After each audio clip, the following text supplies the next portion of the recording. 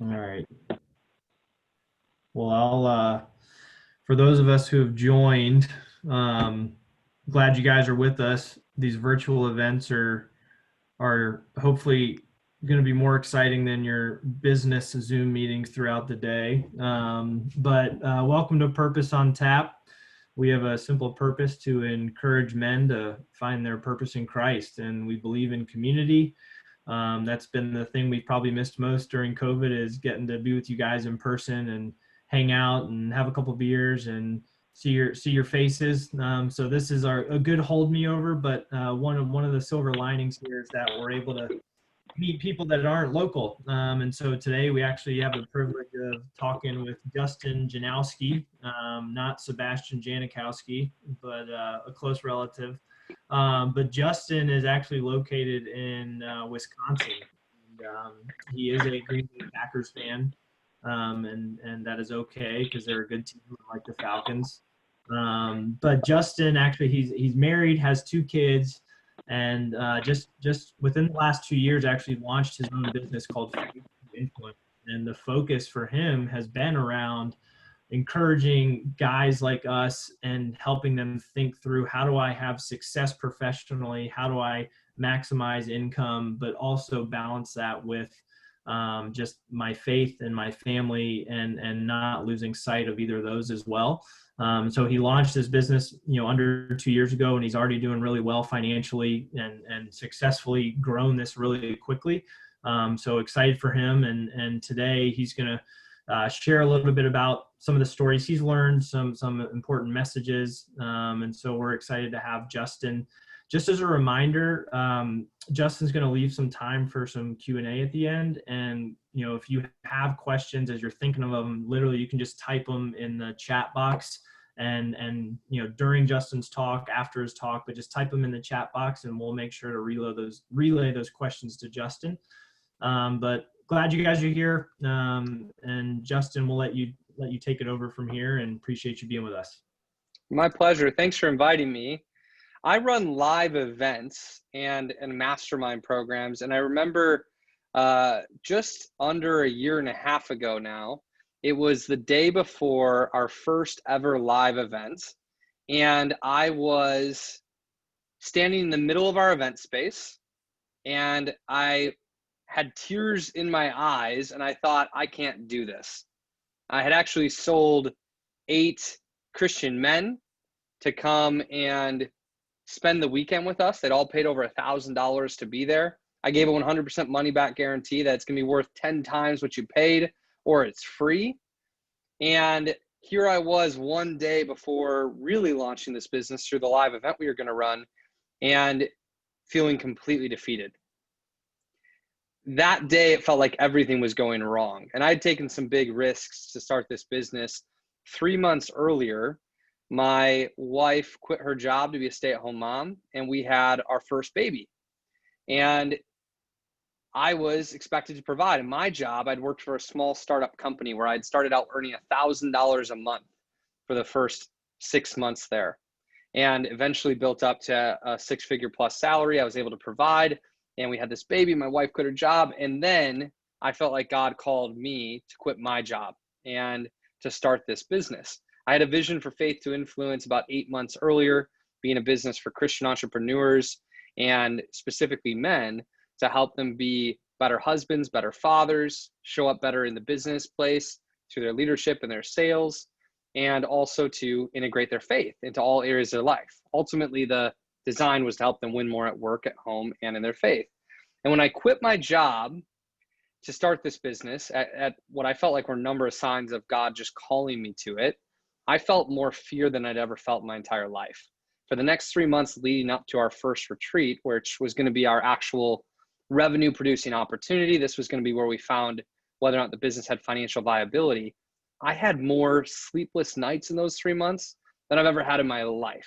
I felt more anxiety and fear than I'd ever felt in my entire life. And I felt excitement, and I felt passion, and I felt like the sense of like possibility, which was really good. But that fear and that anxiety was always there. And then it was finally time to run the event and to see what this was all about and see if it was going to work. And that day before, I woke up and it felt like everything was going wrong.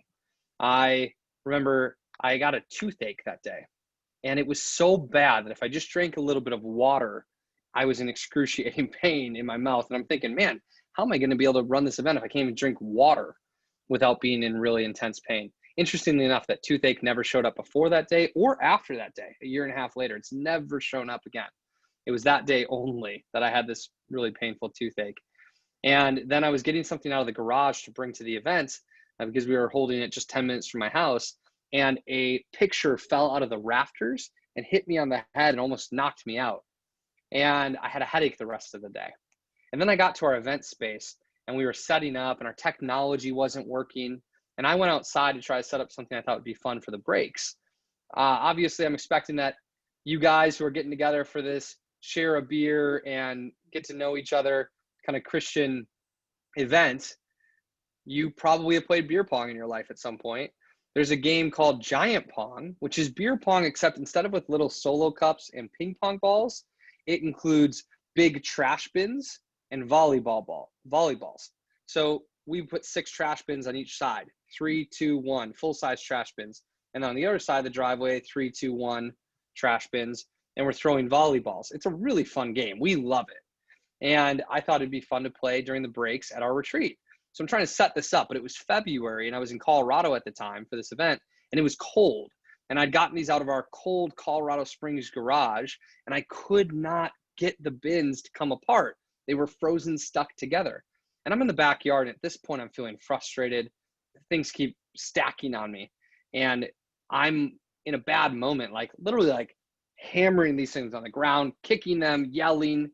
My wife sees me and comes outside and says, "Hey babe, maybe you should take a break. Come on inside." And I said, "Okay, I'll come inside and take a break. I could probably use it." And I sit down to take a break. And I kid you not, my little baby girl is on the floor and I pick her up, put her on my lap, thinking this will give me some comfort. This will make me feel better. And she has a blowout diaper on my lap right there in the living room of the event space, which was not very fun. And it just felt like everything was going wrong. And as our content wasn't getting on the screen, the technology wasn't working, I began to question, did I even know my content? Was I really ready to teach what I wanted to teach? And did I misread the signs? God calling me into this business and into this new life, was I wrong about that? And I, put everything on the line and risked my family for this. And I remember just having tears in my eyes and thinking, man, I can't do this. I'm in over my head. And I literally imagined the 8 men in the retreat the next day looking back at me with disappointment on their faces, that I could see and feel that they felt that they had made a mistake. It was a really, really sad moment, a really hard moment for me. And fortunately, I decided that I couldn't do that. I couldn't do it myself, but God can do anything. And so ultimately I had to make a decision. I decided to surrender this event to God and surrender this business to God. And I left my team member at the house. He was the tech guy. He was going to take care of it. I decided I'm going to trust that. I left my outline at the house and decided I do know my content and I am ready. And I decided I wasn't going to prepare anymore. I just went home and I watched a movie with my wife and had dinner and prayed and prayed and prayed. And I went to sleep that night and I woke up the next morning and I had a blanket of confidence over me. And I felt totally different, like God's got me in this and this is going to be great. And it was great. It was an amazing weekend. All 8 men cried at some point during the weekend and had really incredible breakthroughs. There were moments that could only be described by God being present in the room and compelling them, because the things that happened weren't things that I was capable of. And my big lesson was I just needed to surrender. I needed to let go. I needed to stop putting so much pressure on myself or even allowing my ego to be big enough to think that I've got this, and to just let God carry me through. And he did. And amazing things have happened ever since. Over the last, it'll be 2 years, a few months from now.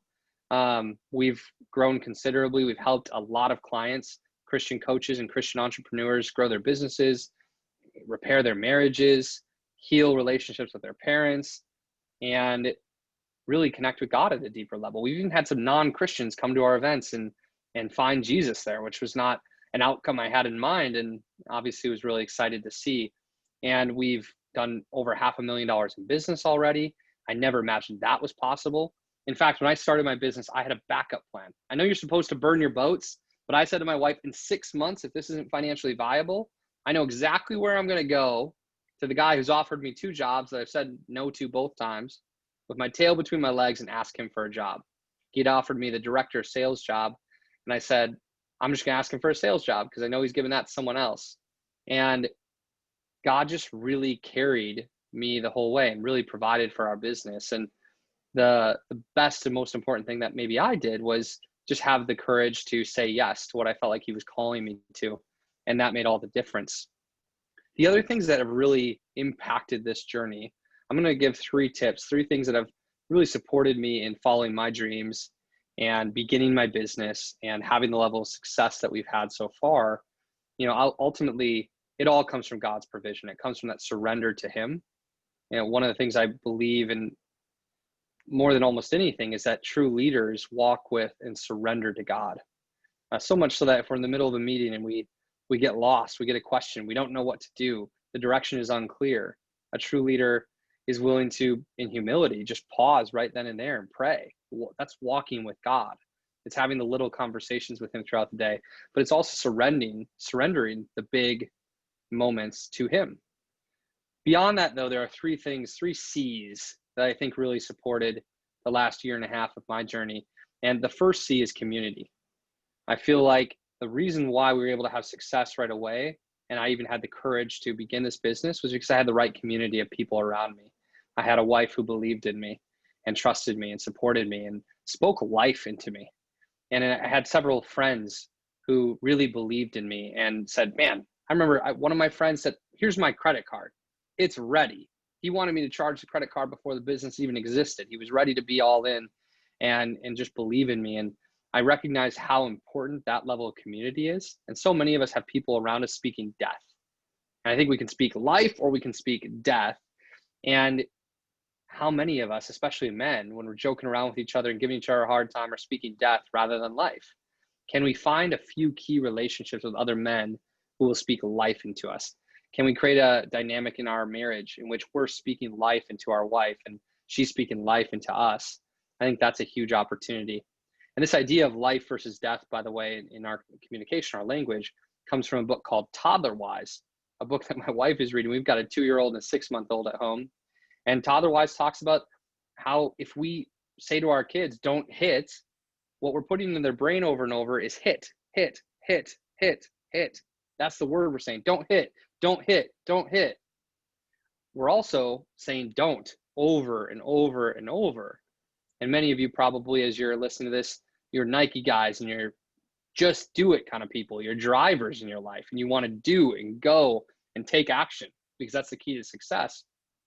And if that's the case, maybe we shouldn't be telling our kids, don't all the time. We should say do. So instead of don't hit, which is speaking death, speaking life would look like be nice with your hands. Another example of this would be saying, don't forget your keys or don't forget the ice. Instead of that, what if we said, remember your keys, remember your ice? Instead of saying, don't forget and putting forget in our brain as our language pattern over and over and over and keying that in, why don't we command our brain to remember? A gas station had a don't forget the ice sign and they changed it to remember the ice and sales went up 400% for the ice. We're always commanding our brain with the language that we're using. And so I had a lot of people around me in my community who spoke life into me. And that was really important. That's what we need to do as fathers to our kids, as husbands to our wives, and certainly in our business and our self-talk. And community really allowed me to have the opportunities that I have had so far. The second C I want to share is currency. One of my friends, Chris Tuff, talks a lot about this, and he's writing a book about it right now. What he calls currency is what you might call, or what God might call in the Bible, your talents.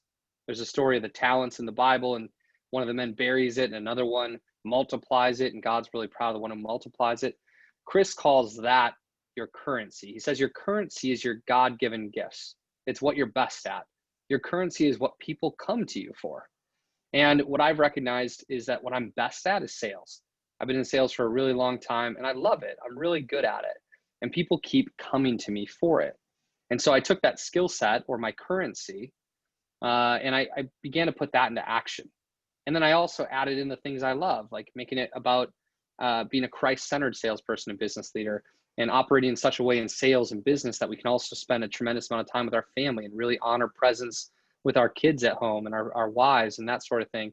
And so bringing that together, but centering it around that skill set, that currency, that gift that I had in sales, allowed me, of course, through my sales skill set to grow our business. But then, of course, more importantly, to use that as a way to really support our clients and have impact through them, is helping them learn a really high integrity, Christ-like sales process. And so that's important. If we're looking to do something, do we have the right community? And are we actually working inside of our zone of genius, or as Chris Tuff calls it, our currency? And then the third C, the final point that I'll share, is curiosity. One of the things I know is true is that most people in the world are very critical, and men especially. We put on a critical eye. And it's part of what's great about us is we're really good at solving problems. We can see the problem, we can see the answer before people even tell us the whole problem. Ask our wives, because we probably, and most of you, if you're guilty like me, my wife starts telling me something, I want to solve the problem with my critical eye. I'm like, well, you just need to do this. Or she's sharing some of her anxiety with vulnerability to me, and I'm like, that's not likely at all. And I'm putting my critical lens on, and I'm talking about the statistics and how unlikely that thing is. That's when I'm at my worst. When I'm at my best, though, instead of being critical first, I'm curious first. This is one of the rules of engagement we teach our clients, is to be curious first and critical second. There's a place for our criticism. There's a place for our problem solving or our judgment. It's just the order of operations that matters so much. Could we be curious first and critical second? When we're really critical around other people and about other people, we close off relationship. We close off opportunity. When we're curious, we open the door.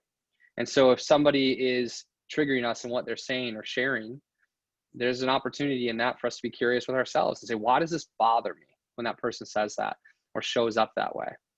Or maybe we want to be curious with them and say, interesting, why is that so important to you? Or why does that matter? Or where did that come from? Or how long have you felt that way? Or why do you feel that way?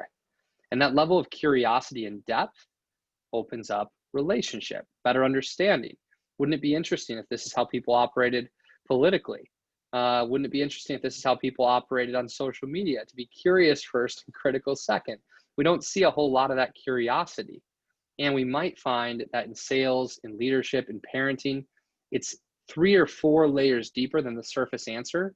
The curiosity of why, and tell me more, that leads us to finding the juice, the emotion that gives leverage to people to act, whether it's to buy our product or to receive our leadership or to behave in a way that's in their best interest. We need leverage, which is created through emotion.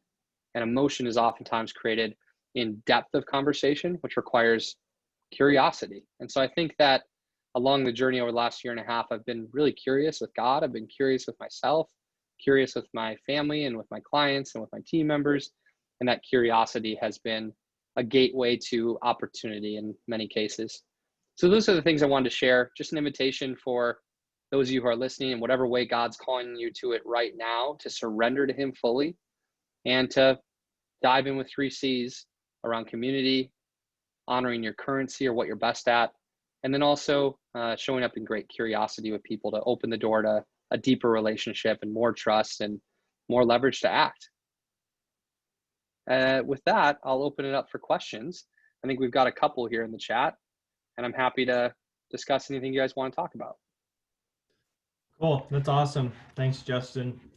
Yeah, reminder, type in some of the questions and we'll make sure to relay them. But I was just gonna ask the first one from myself, just because I was reading a devotional this morning and it was talking about ego. And that was kind of the first thing you mentioned at the beginning. And so the question for you is a couple things. One, you probably through your coaching are dealing with a lot of folks in leadership positions, and then you yourself are one in a leadership position, but then also having some success financially and professionally. How do you balance, kind of confidence and gratitude with, being egotistical and maybe kind of losing that attitude of surrender when you're having success and when are surrounded by a lot of leaders and successful people? Yeah, that's a great question. Two things that come to mind. One is we've got rules of engagement for our business. It's the first thing that we teach when we hold a retreat, but it's also what guides our team, what guides our client base throughout.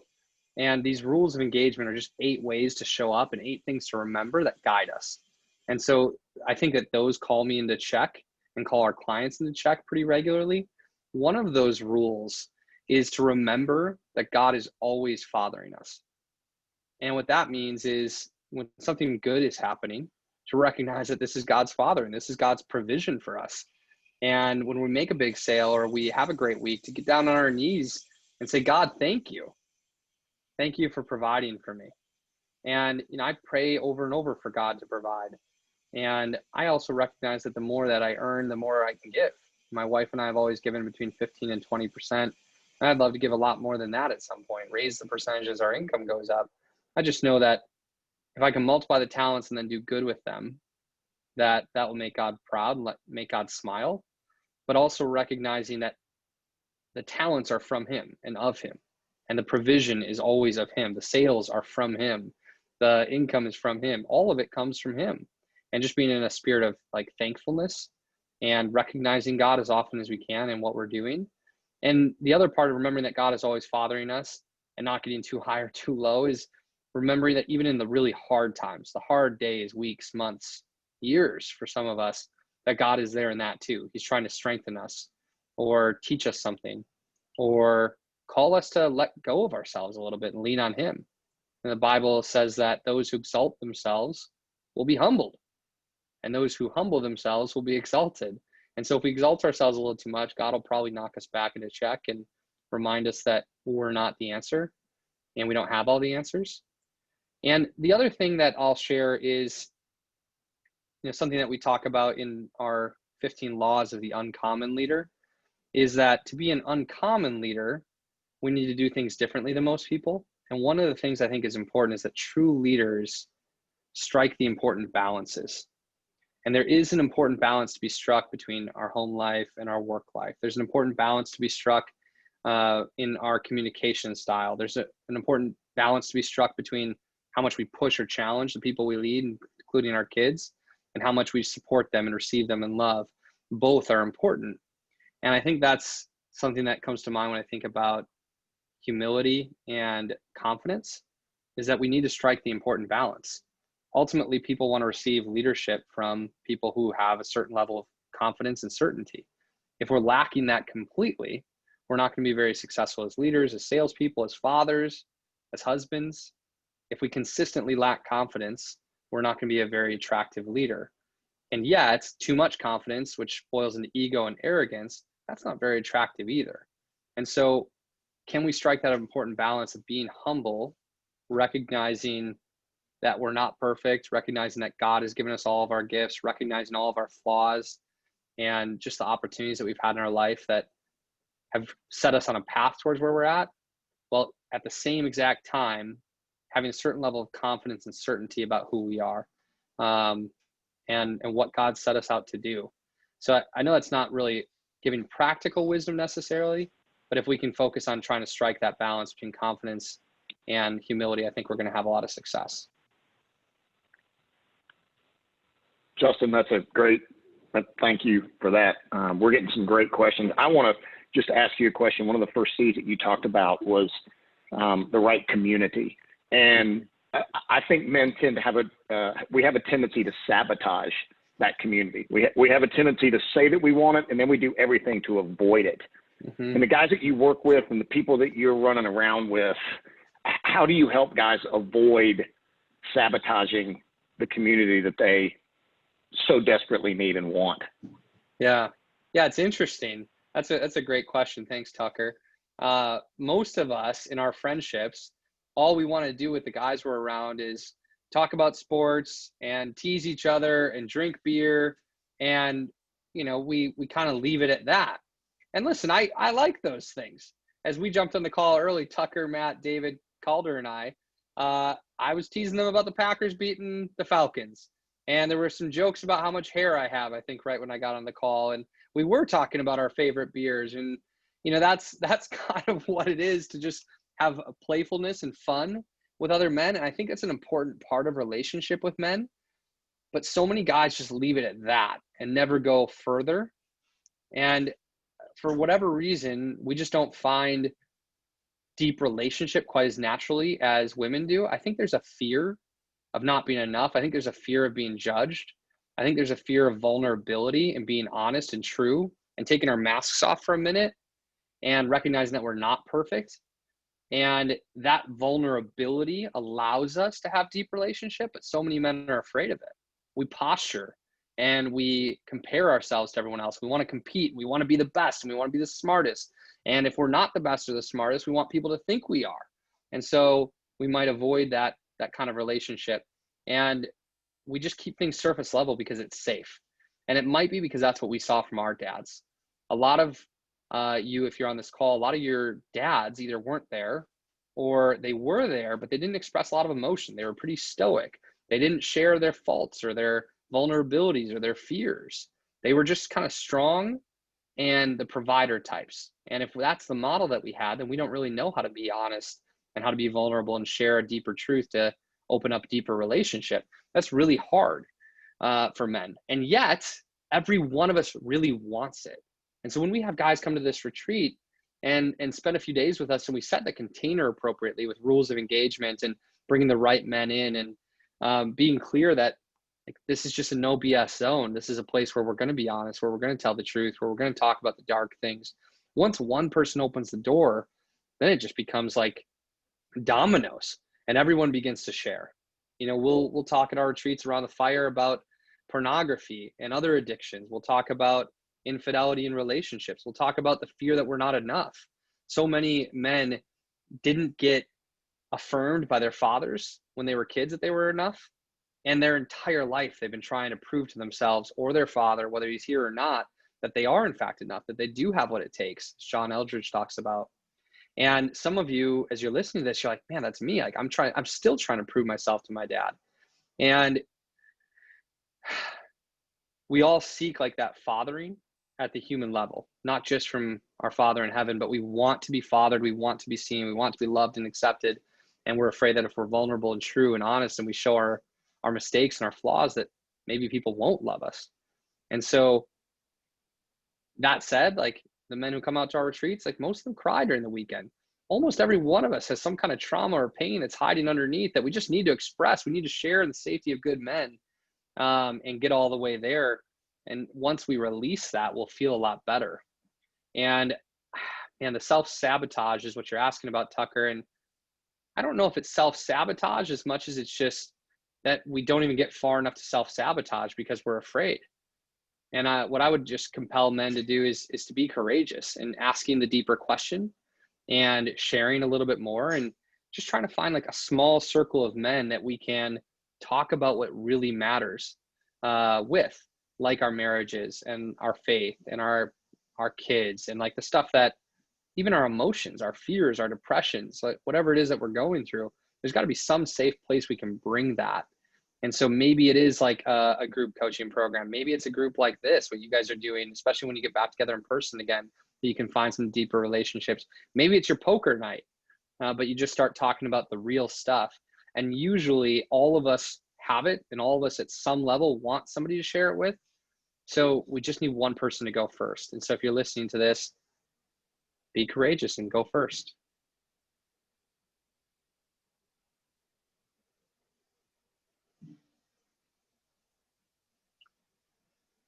Should I be reading these questions and answering the ones that are coming in the chat?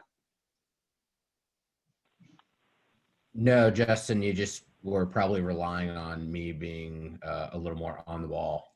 Cool. So I'm going to ask my question because I'm selfish, and then I'm going to ask one in the chat. Actually, I take that back. I'm going to ask one in the chat first. Somebody asked us, curious to hear more about Christ-like sales process. I've never heard this before, but I like the sound of it. That's a good question. So Christ-like sales process is one that just feels like it's very high integrity. It feels good for both sides. You know, when you look at Jesus, what does he do? He tells a lot of stories. He makes invitations. You know, so telling stories is a great thing to do in a Christ-like sales process. In making an invitation for people to buy without a super high attachment to what they do is a really Christ-like process.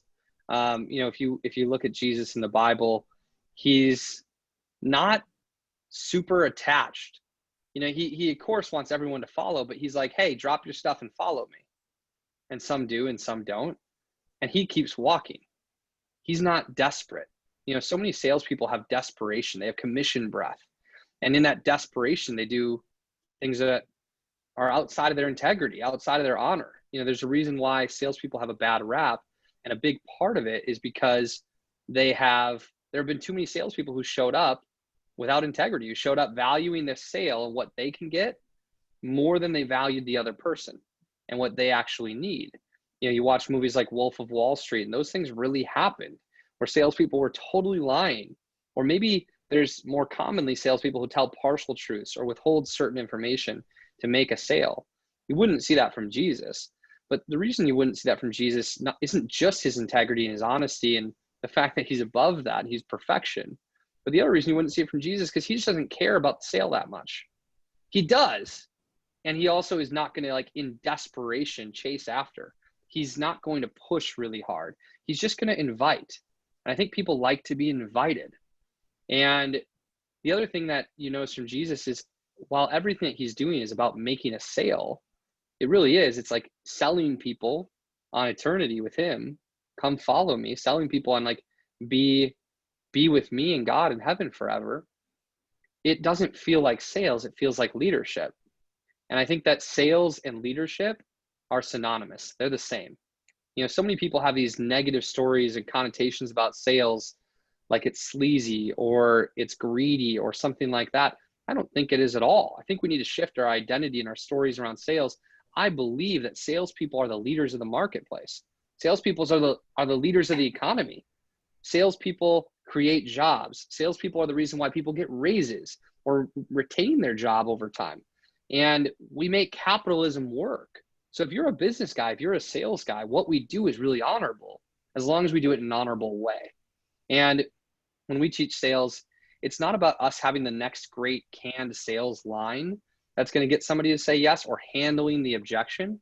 Sales is ultimately about asking really good, deep questions that lead people to find their own answers and take the most compelling action for who God created them to be and what they want their life to look like. And so in the most compelling sales process, I think the salesperson's only talking 30 or 40% of the time, and they're listening 60 or 70% of the time. If you think about your relationship with Jesus right now, he's listening most of the time, isn't he? Couldn't we learn from that? Couldn't we listen a lot more and ask questions and allow people to just discover a deeper truth for themselves, like Jesus helped them do, so that they take the action that's most in alignment with ultimately who God's calling them to be, without us necessarily pushing or being in charge of the process. And so the way that we sell feels a lot like coaching. The way that we sell feels a lot like leadership. And ultimately, whether somebody buys or not, a process of great leadership is worth a lot, and it's really valuable. And so we've had people get off a call with us, and it's one of the most valuable conversations they've ever had, even if they didn't buy, because the sale is ultimately on their own vision and making a commitment to different behavior, different action that's going to lead to a different kind of life for them. If they commit to that, whether they buy our product or service or not, we've won and they've won.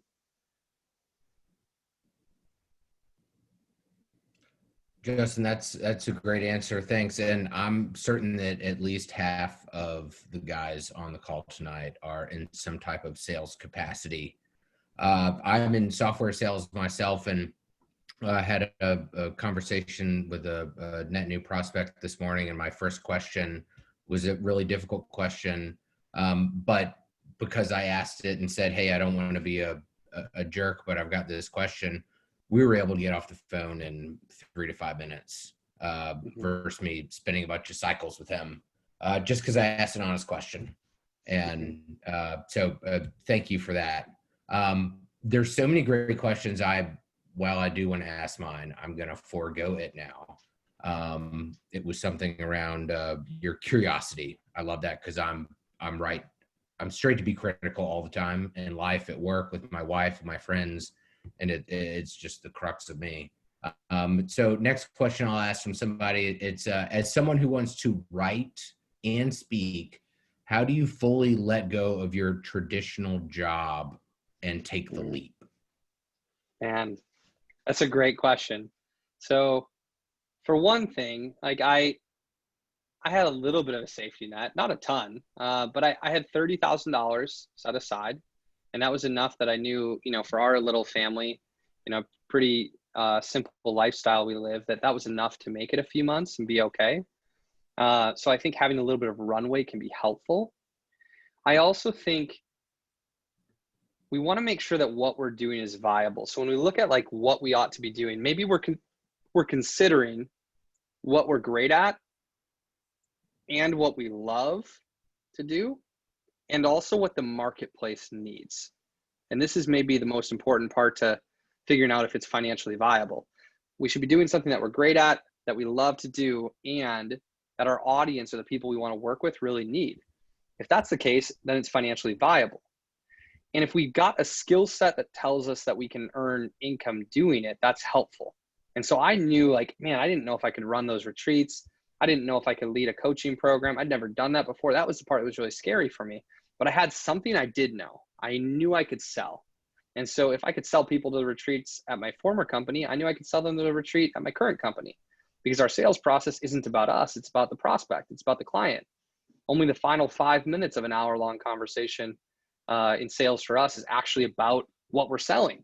And so the process wasn't going to change a whole lot. So I knew I could make sales, and that gave me confidence and courage to act.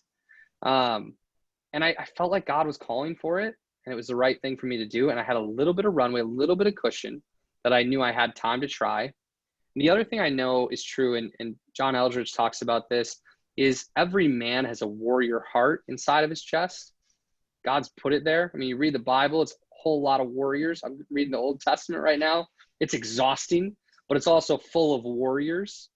And we have that heart too, that heart of a warrior. And what John Eldridge suggests is that it's when we step out and put our backs against the wall, put ourselves in a situation in which we must fight, that is when the warrior emerges.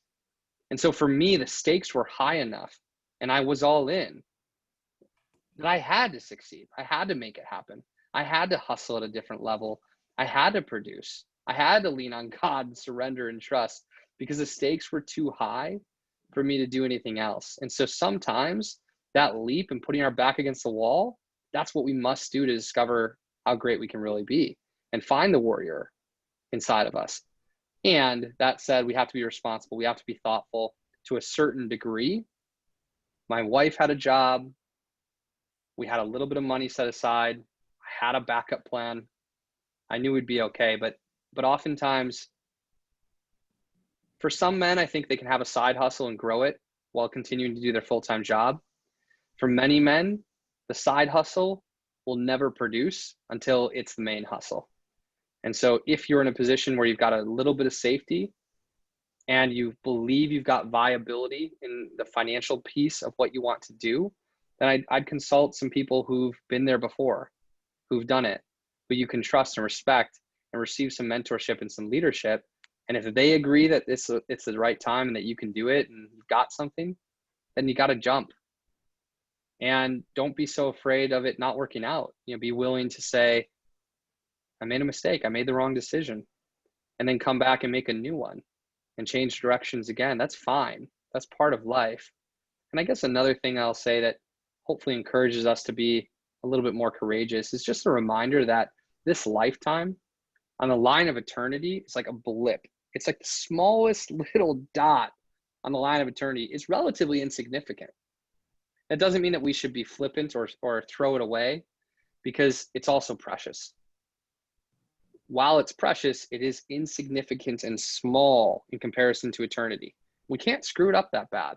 It just doesn't matter that much. None of what we do probably matters nearly as much as we think it does in the moment that we're experiencing it. Again, I don't want that to mean throw caution to the wind or throw your life away or don't be a great husband or a father or don't run a great business. I still think that we should do the best we can. But it's striking that important balance, not taking ourselves too seriously while also honoring the opportunities that we've been given and recognizing that, at the same time, we need to live for today as if it's our last day on earth. And we ought to live as if we're going to live 100 more years. How can we do both of those at the same time? It's not so easy. That's a challenge that we can work towards. So I know that's a little bit of a tangent on how do you know when you're ready or how to do it or why to do it. I think get somebody who's done it before you to mentor you. And if you've got a fire in your gut that this is the thing, then go do it.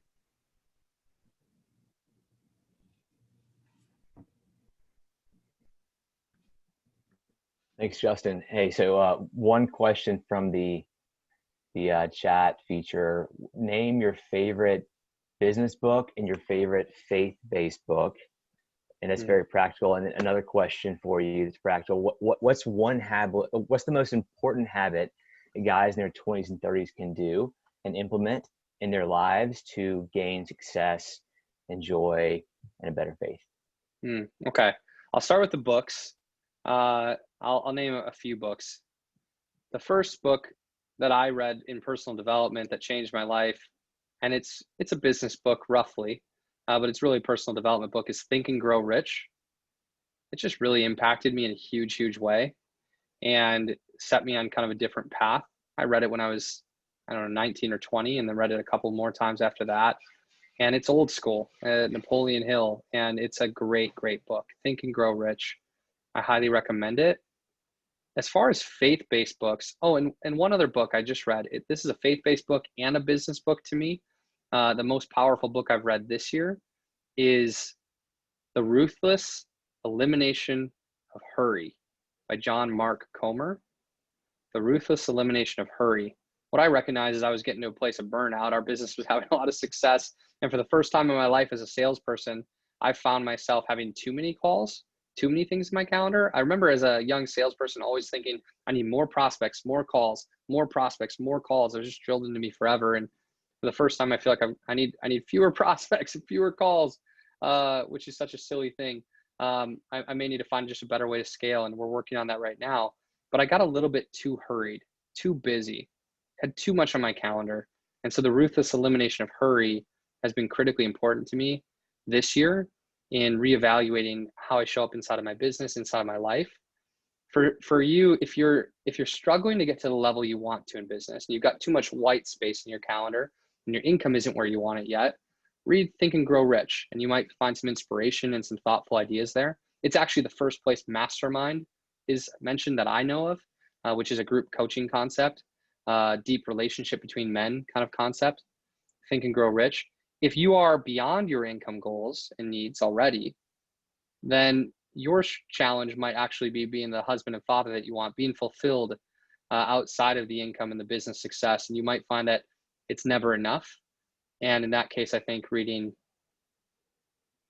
The Ruthless Elimination of Hurry is probably a better idea. So for those of you who are too hurried, making plenty of money, I'd start there. As far as faith-based books, I love Mere Christianity by C.S. Lewis. It's a fantastic book. And C.S. Lewis is such a scholar. There's plenty of times where I'm reading sentences in that book and I have no idea what he's talking about. I try to take in the concept, or I pull up the dictionary to look up certain words. But overall, when I read the entire book, it really impacts me. I think it's amazing. I think he's a genius. And I also really love You and Me Forever by Francis Chan. This book completely changed my life. It's about marriage in light of eternity, and it'll punch you in the face. It's a challenging book to read. He's got a lot of conviction, and he'll push you. And for me, it changed the direction of my life pretty dramatically. You and Me Forever, Marriage in Light of Eternity by Francis Chan. So those are a few. I've got others in mind, but I'll pause there. And the second question was, what is the habit that someone could implement right now to make a massive difference in their life?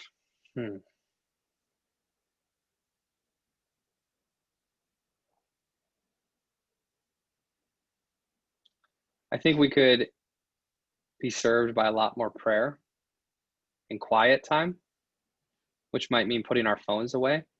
I think that we're so distracted, and what we really need is presence. What does our wife really want from us? Presence. What do our kids really want from us? For us to like get down on our knees and be fully immersed in their world and be present with them.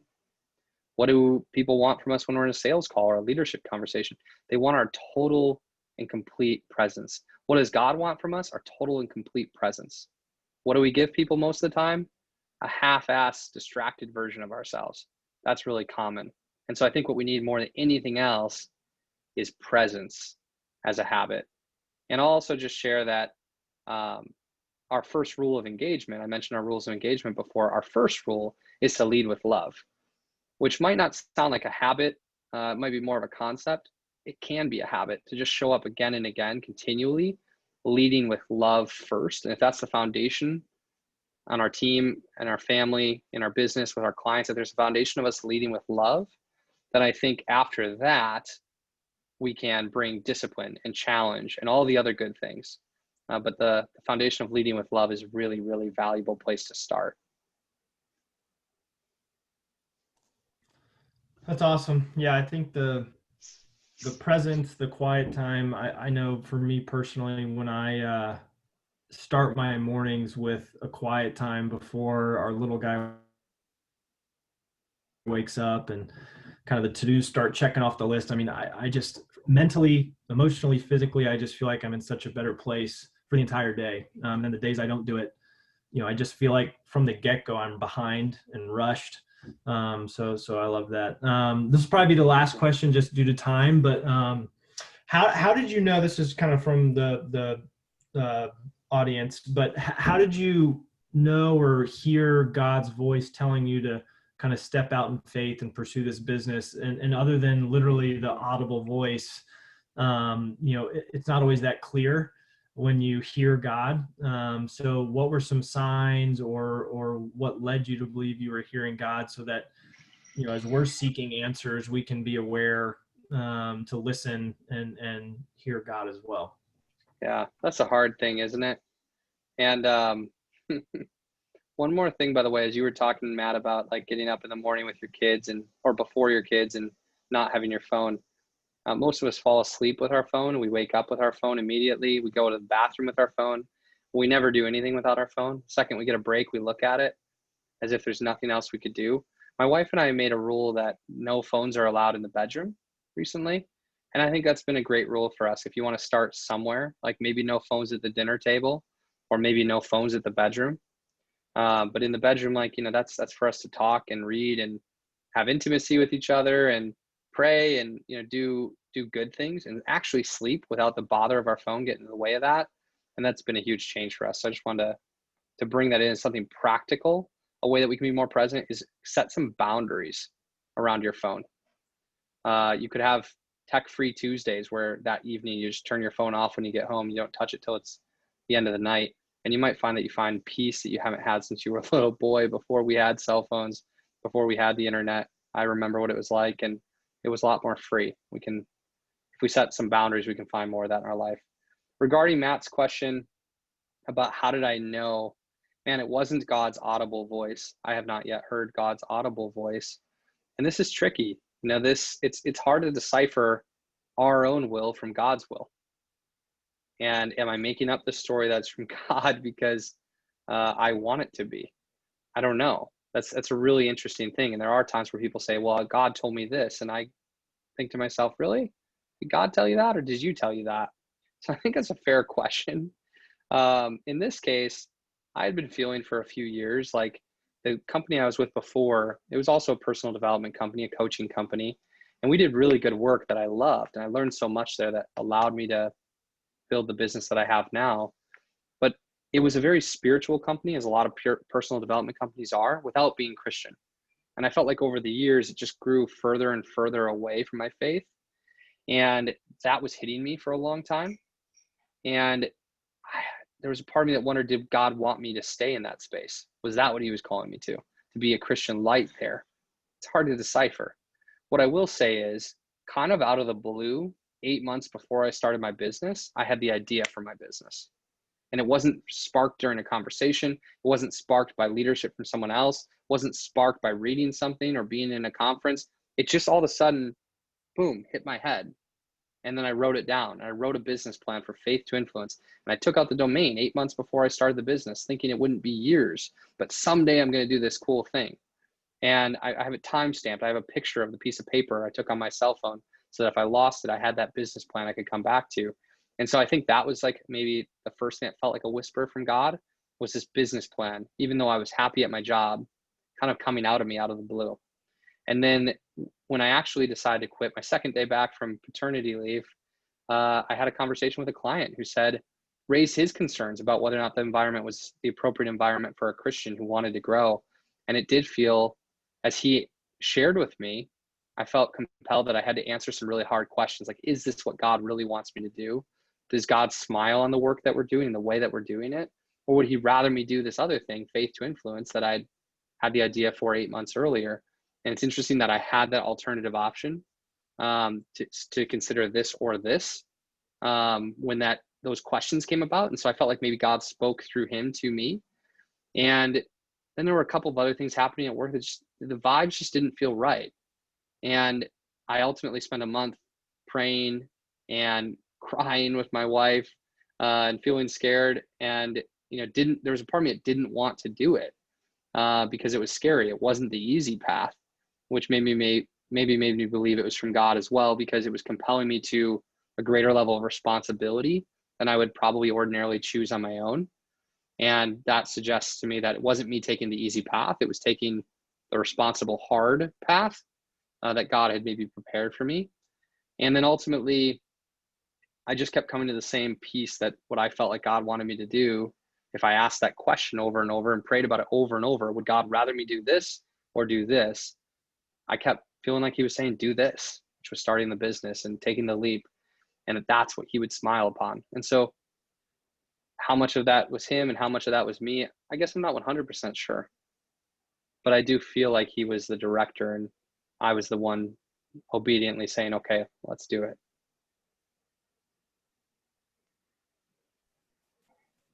Hey, Justin, thanks for being here tonight.